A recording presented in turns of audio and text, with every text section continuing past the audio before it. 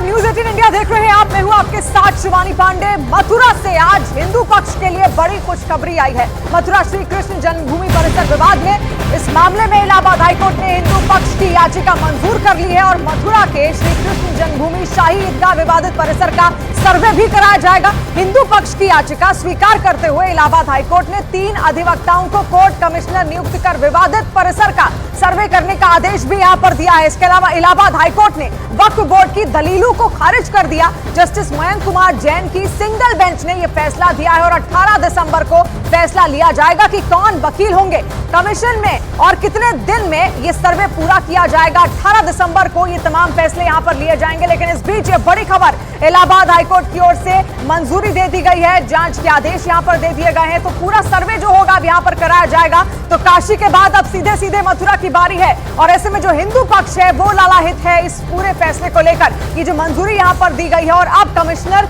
यहां नियुक्त किए जाएंगे और कमिश्नर ही जाएंगे, सर्वे करेंगे, उसके बाद पूरी जांच रिपोर्ट जो होगी वो सौंपी जाएगी कोर्ट को। तो इलाहाबाद हाईकोर्ट के फैसले के बाद हिंदू पक्ष के वकील विष्णु शंकर जैन ने बताया कि कमीशन पर 18 दिसंबर को फैसला लिया जाएगा। आज माननीय इलाहाबाद हाईकोर्ट ने कृष्ण जन्मभूमि के केस में जो हमारी मांग थी कि शाही ईदगाह मस्जिद में एडवोकेट कमीशन के द्वारा सर्वे कराया जाए, उस सर्वे की एप्लीकेशन को अलाउ कर दिया है। एडवोकेट कमीशन में कौन कौन जाएगा, कितने लोग होंगे, उसकी क्या मोडेलिटीज होंगी, उसके लिए माननीय न्यायालय ने 18 दिसंबर लगाई है, जिसमें मोडेलिटीज तय की जाएंगी कि इस एडवोकेट कमीशन में कौन कौन जाएगा, कितने लोग होंगे। ये सारी बातें 18 दिसंबर को तय होंगी।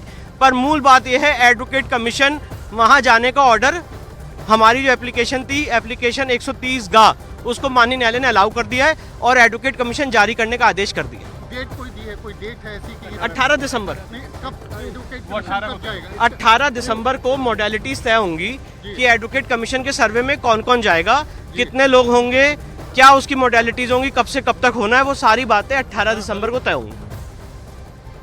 की हैं ज़मीनों पे, जैसे मंदिरों पे, मस्जिदों पे, जो भी किए हैं मंदिरों पे, तो उसी का हम लोगों ने बड़ी जीत है कि पहले सर्वे हो के ये पता चले कि ये प्राचीन जो भी चीज़ें हैं नीचे दबी हुई हैं वो बाहर आए, उससे ये पता चला किसका इस पे किसका वो है इस पे। जी मैं विनय शर्मा, श्री कृष्ण जन्मभूमि की तरफ से अधिवक्ता उच्च न्यायालय हिंदू पक्ष में।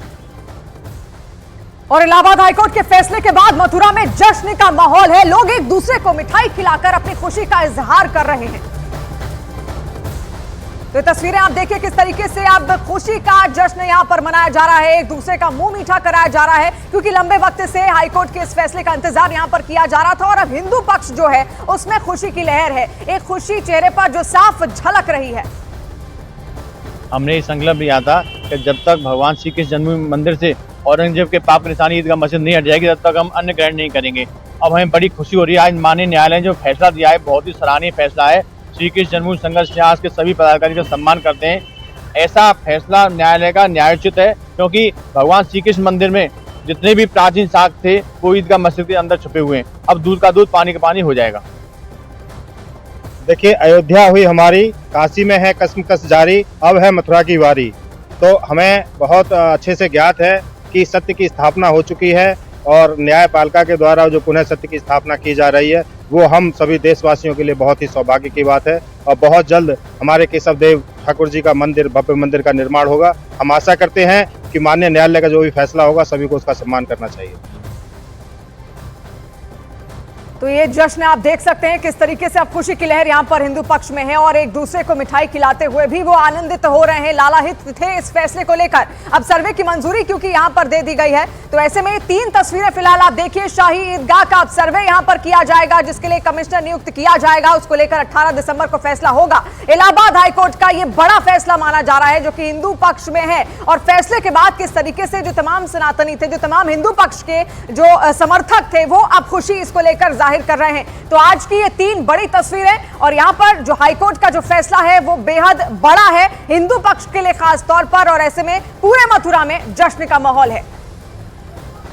और कानूनी प्रक्रिया के तहत ये मामला आगे बढ़ रहा था। अब हिंदू पक्ष में वो खुशी की लहर नजर आ रही है इलाहाबाद हाईकोर्ट के इस फैसले के बाद। हालांकि अभी आगे की भी कानूनी प्रक्रिया बाकी है, लेकिन अब आपको तफसील से यहां पर बताते हैं कि 1968 हिंदू और मुस्लिम पक्ष के बीच आखिर कौन सा समझौता कराया गया जिसे कोर्ट में चुनौती दी गई और उसे अवैध यहां पर बताया गया है। बहुत डिटेल से आप इसे समझिए। देखिए, विवाद को खत्म करने के लिए ये पूरा समझौता यहां पर खत्म किया गया है। 1968 समझौता यहां पर क्या है इसे आप समझ लीजिए। हिंदू और मुस्लिम पक्ष के बीच यह समझौता यहां पर करवाया गया, जो कि बेहद जरूरी भी बताया गया।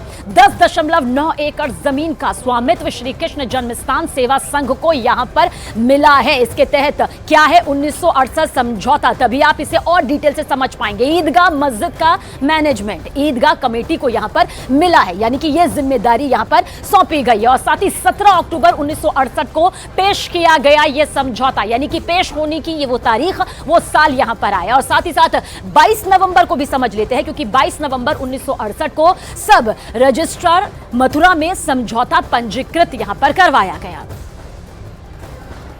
तो 1968 में जो समझौता हुआ था वो आप यहां पर समझ रहे थे, लेकिन इसके साथ ही साथ अब मथुरा की बारी है, ये लगातार कहा जा रहा है। लेकिन ये दो तस्वीरें बेहद अहम हो जाती हैं। पहली तस्वीर हम आपको दिखा रहे हैं ज्ञानवापी सर्वे जब हुआ था, और दूसरी तस्वीर अब क्योंकि मथुरा की बारी है, शाही ईदगाह का सर्वे वहां पर किया जाना है। और ज्ञानवापी जो सर्वे हुआ था 2021 में, वहां पर भी उस वक्त जो कमिश्नर था उसकी नियुक्ति हुई थी। ठीक उसी तरीके से अब मथुरा में भी वही दौर आया है। मथुरा में भी अब कमिश्नर की नियुक्ति होगी और 18 तारीख को उसको लेकर पूरा फैसला लिया जाएगा। तो वाराणसी का सर्वे सभी के सामने आया, अब बारी मथुरा की यहां पर कही जा रही है। आगे की तारीख जो तय की गई है, नजर उस पर टिकी हुई है। तो वहीं अयोध्या के महंत राजू दास ने न्यूज 18 इंडिया से खास बातचीत में क्या कुछ कहा, वो भी आप सुने। यही सवाल होगा मेरा महंत राजू दास जी से, कितनी बड़ी जीत है। शाही ईदगाह के सर्वे को भी इलाहाबाद हाईकोर्ट ने मंजूरी दी। अब कोर्ट कमिश्नर उसी तरह से सर्वे करेगा, कोर्ट कमिश्नर की अगुवाई में सर्वे होगा जैसे ज्ञानवापी में हुआ। पहले तो मैं पूरे देश के लिए मंगल कामना करता हूँ। बड़े सौभाग्य की बात है, गर्व की बात है, जिस प्रकार से अयोध्या में भव्य दिव्य नव राम जन्मभूमि मंदिर निर्माण कार्य हो रहा है, भूतो न भविष्यति। अभी देश के यशस्वी प्रधानमंत्री जी वहाँ दर्शन करने के लिए गए थे, लेकिन हम सर्वे भवन्तु सुखिनः सर्वे सन्तु निरामय की बात करते हैं। मुझको संविधान में आस्था है। हम लोग तलवार के बल पर कोई कार्य नहीं करते हैं। हम लोकतांत्रिक व्यवस्था से, डेमोक्रेसी है, डेमोक्रेसी व्यवस्था में संविधान का राज है। संवैधानिक तरीके से हम लोग मांग कर रहे थे कि वो कोई मस्जिद नहीं है, वो शुद्ध रूप से भगवान कृष्ण की जन्मभूमि है। वहाँ 140 करोड़ देशवासियों का आस्था जुड़ा हुआ है। कोई जोर नहीं, कोई जबरदस्ती नहीं, किसी प्रकार से विवाद नहीं, किसी भी प्रकार से अपवाद नहीं। हम संवैधानिक लड़ाई लड़के और आज जो सर्वे के लिए अनुमति इलाहाबाद हाई कोर्ट ने दिया है, बड़े गर्व की बात है। मैं तो भारतीय संविधान का नतमस्तक करता हूं और मैं जज साहब को भी साधुवाद देता हूं कि जिस प्रकार से लटकाने का, भटकाने का, जो लेंगर करने का काम चल रहा था, लेकिन इस सर्वे से जो हमारा जो विपक्ष था वो इसलिए सर्वे का विरोध कर रहा था, भग रहा था, क्योंकि इस सर्वे से आप देखिए, जब यहाँ पर सर्वे हुआ राम जन्मभूमि का, जब सर्वे ज्ञानवापी के लिए आया उसमें भी विरोध हो रहा था। यही मेरा सवाल है कि आपने अयोध्या की लंबी लड़ाई देखी, अब गवा रहे हैं, जब राम जन्मभूमि के लिए खुद राम ने कोर्ट में अपनी पैरवी की है, वो पिटिशनर रहे, जीते, और अब ज्ञानवापी की लड़ाई चल रही है। मथुरा में भी कुछ वैसी अदालती कार्यवाही की शुरुआत हो चुकी है। पहले होता क्या था कि पहले एक दबाव आ जाता था। पहले होता क्या था कि संवैधानिक तौर पे भी किसी न किसी का हस्तक्षेप हो जाता था।